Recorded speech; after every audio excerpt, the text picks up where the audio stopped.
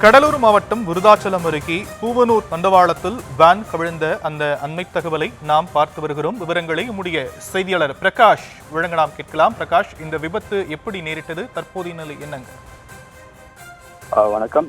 கடலூர் மாவட்டம் விருத்தாச்சலம் அடுத்த பூவனூர் ரயில்வே தண்டவாளத்தில் கடக்க முயன்ற பள்ளி வாகனம் ஒன்று ஓட்டுநரின் கட்டுப்பாட்டை இழந்து தண்டவாளத்தில் கவிழ்ந்து விபத்துக்குள்ளானது.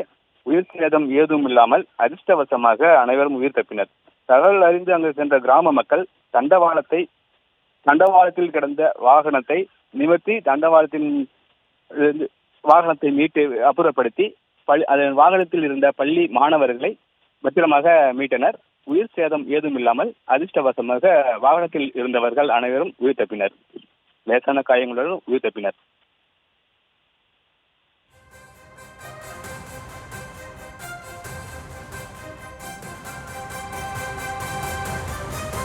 தற்போதைய விவரங்களுக்கு நன்றி பிரகாஷ்.